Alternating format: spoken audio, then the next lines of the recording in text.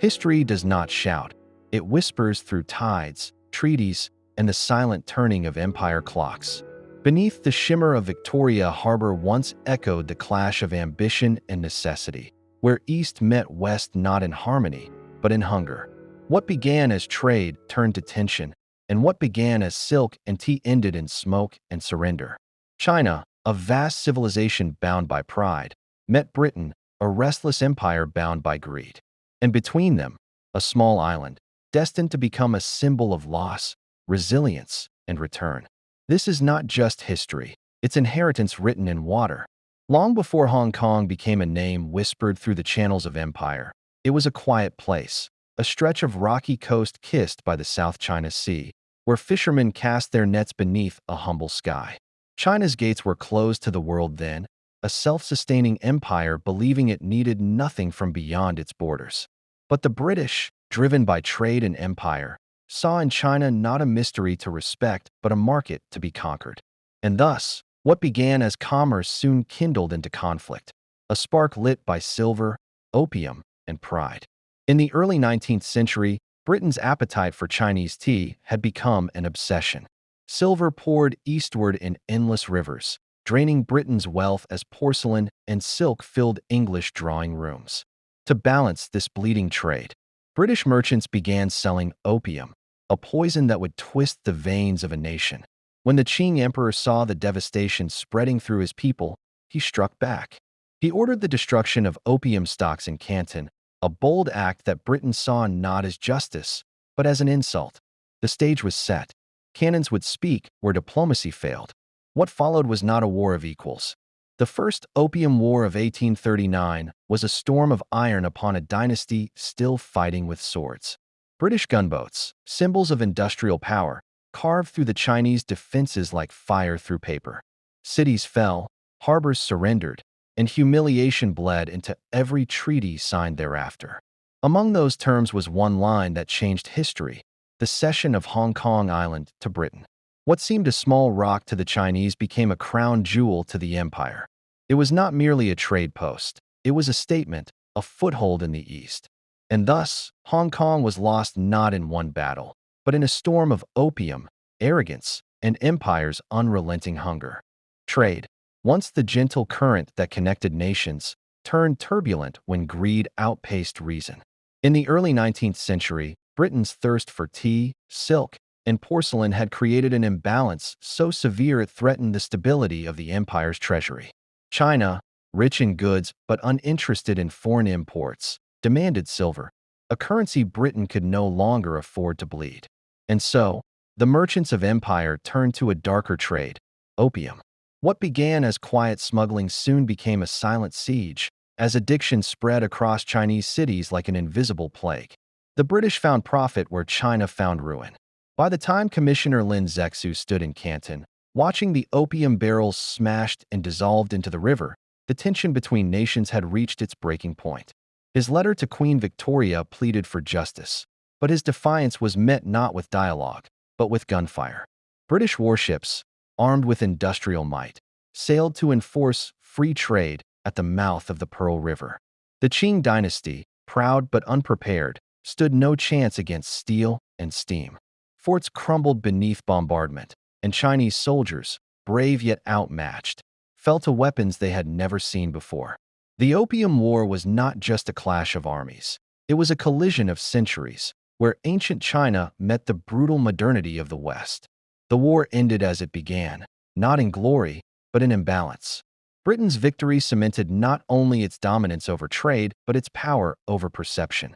China's defeat shattered the illusion of invincibility that had long surrounded the Middle Kingdom. The Treaty of Nanking, signed in 1842, forced open Chinese ports and surrendered Hong Kong Island to British rule. What had started as a trade dispute had become a wound carved into the nation's pride. The opium smoke that once filled the lungs of China now lingered as a haze over its sovereignty. The empire that once believed itself untouchable was forced to kneel, not to gods or destiny, but to the machinery of empire. And from that moment forward, the balance between East and West would never be the same again. The ink that sealed the Treaty of Nanking was not just a signature, it was a scar. In 1842, As the cannons fell silent and the smoke drifted over the Pearl River, China stood humbled before the British Empire. What began as a war over opium ended as a ledger of humiliation. Forced to sign under the shadow of defeat, the Qing dynasty ceded Hong Kong Island in perpetuity, opening its ports not out of choice, but compulsion. The treaty marked the dawn of what history would call the century of humiliation, a time when foreign powers carved their demands into the very soul of China. To Britain, the treaty was triumph cloaked in legality, a justification for empire dressed as diplomacy. Yet to China, it was the first crack in an ancient order. The imperial court, once confident in its celestial mandate, found itself staring into the mirror of decline. Trade ports like Shanghai, Canton, and Ningbo were forced open, their harbors flooded not with merchants, but with foreign flags. Opium, the poison that had sparked the conflict, flowed freely once more, sanctioned by the very terms that were supposed to restore peace.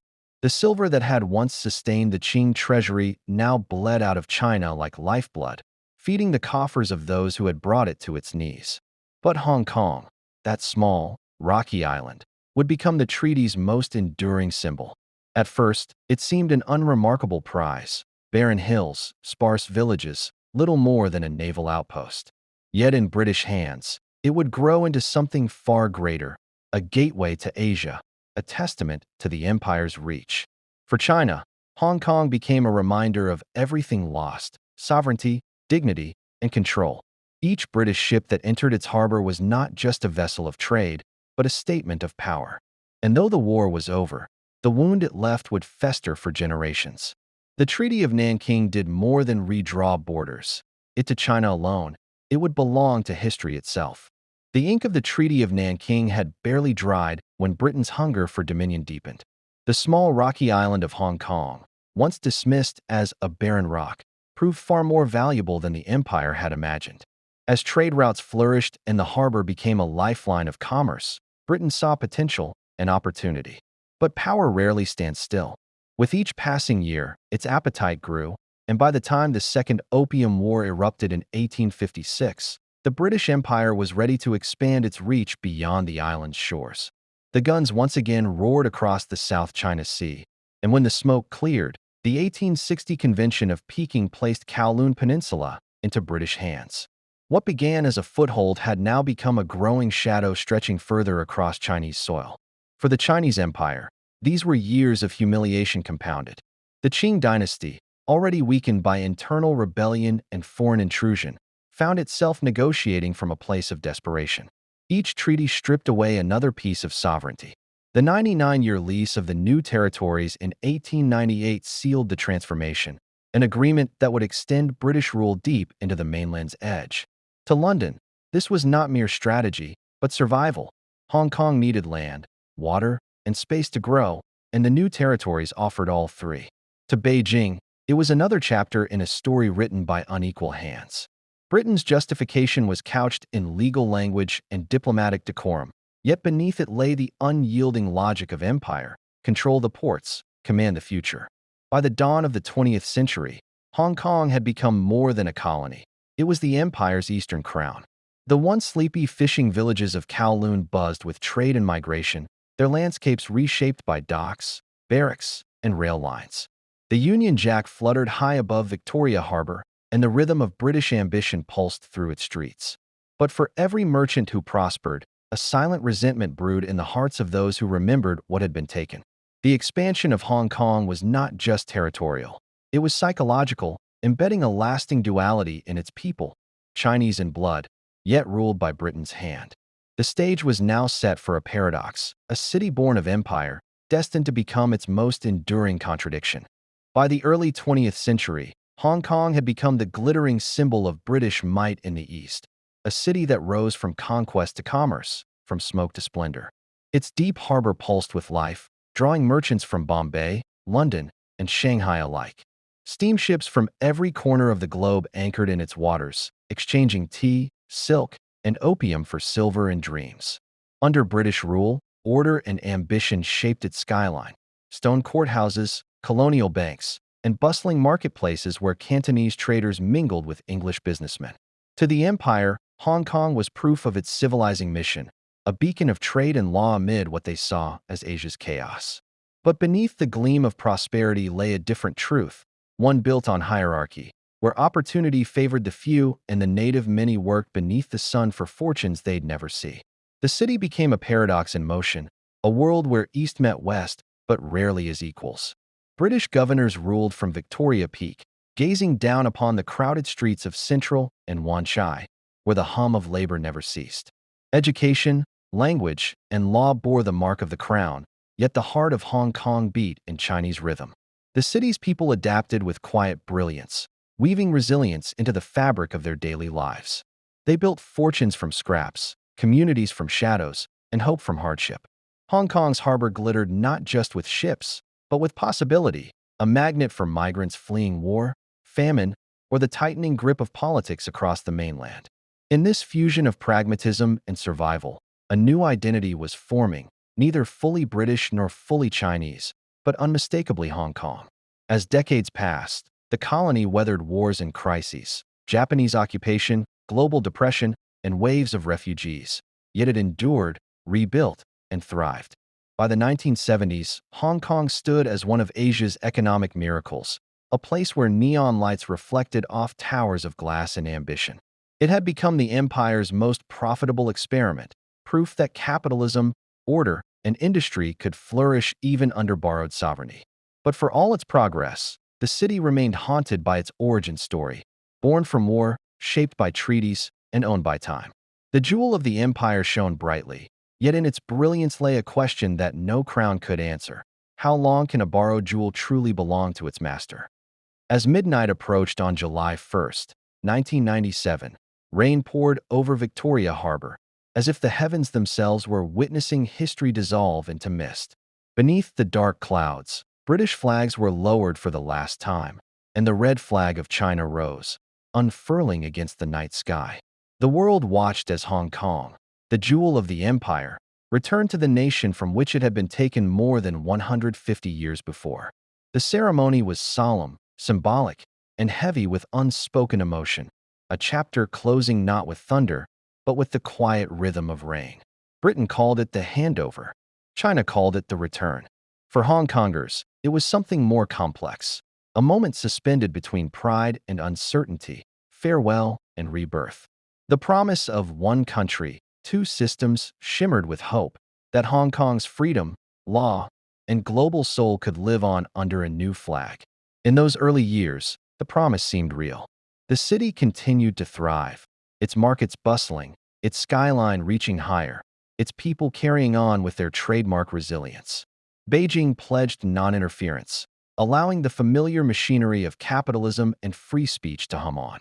The world applauded China's restraint and Hong Kong's adaptability, seeing in it a rare model, a bridge between East and West, socialism and capitalism, tradition and modernity. But beneath the glass towers and neon lights, quiet unease began to stir. The question lingered in the hearts of many. Could two systems truly coexist within one nation? Or was the promise itself an illusion shaped by politics and necessity? Each passing year brought subtle shifts, changes in law, language, and liberty, small enough to deny, yet large enough to feel. By the turn of the millennium, Hong Kong stood at a crossroads, its identity tested by the slow gravity of control. The city's youth began to question whether the freedoms promised were being preserved or quietly rewritten. Protests, once rare, became a language of their own, an echo of a people refusing to fade into silence. Yet, even amid uncertainty, Hong Kong's spirit endured. The same restless energy that built it from rock and sea still burned within its people.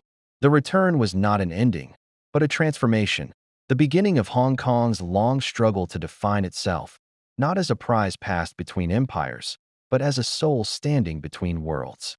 History does not vanish when the flags are changed. It lingers in the air, in architecture, in the unspoken memories of a people.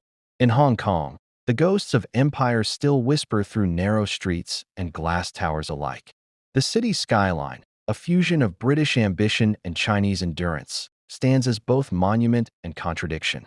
The colonial clock towers still toll beside towering symbols of Chinese sovereignty, as if time itself cannot decide which master it serves. Beneath the surface, echoes of the past ripple, the laws drafted in English, the education shaped by British ideals, the moral compass set by two suns. Hong Kong remains haunted not by tragedy, but by the tension of duality, of a place forever between identities, caught between memory and destiny. The empire may have departed, but its shadow remains, not as dominance, but as DNA. For China, Hong Kong's return was more than a political victory. It was a restoration of pride, a healing of historical humiliation. Yet with that pride came pressure, the constant reminder that the city must align with the nation's vision. As Beijing's influence deepened, the world watched a familiar pattern unfold: the slow tightening of control, the recalibration of freedom, the rewriting of autonomy. Western powers, once the architects of empire, now became its critics, casting long speeches across oceans about liberty and rights. But their concern came too late. The balance that once made Hong Kong unique, its ability to thrive as both Chinese and global, began to fracture. Still, in this fracture, something enduring persisted, a defiant heartbeat, the same resilience that carried Hong Kong through wars, crises, and handovers. Today, the ghosts of empire do not simply haunt Hong Kong, they shape it. The city walks forward with the weight of history pressed into its soul, its people learning to navigate a landscape defined by contradictions. Between protest and patriotism, between globalism and nationalism, Hong Kong continues to evolve, a living reflection of the world's own struggle with identity and power. The legacy of empire, in the end, is not written in conquest or cession, but in endurance, the ability of a people to remember, to adapt, and to rise beyond the boundaries once drawn for them. Hong Kong, still luminous beneath its storms, remains proof that history's ghosts do not fade. They transform, guiding the living toward the future they must build for themselves. The story of Hong Kong is not just a tale of land traded between empires. It is a mirror held up to the world's conscience. From the smoke of opium to the neon glow of skyscrapers, its journey reflects the endurance of identity through centuries of transformation. The city's fate reveals how power shifts but never disappears, how empires fall yet continue to live within the structures they leave behind. Hong Kong remains more than a symbol. It is a question, one that asks how much of history we truly escape when the flags are lowered and the treaties are signed. Its voice, both Chinese and global, still carries the echo of resistance and renewal. And here at AsiaEyeWithin, we look beyond the headlines, into the unseen currents that shape the soul of nations. If this story made you reflect, stirred a thought, or opened your eyes to the unseen layers of history, don't forget to like, share, and subscribe. Your support keeps these hidden stories alive, the ones that whisper where textbooks fall silent. Until next time, this is AsiaEyeWithin, where every story of the past still beats within the heart of today.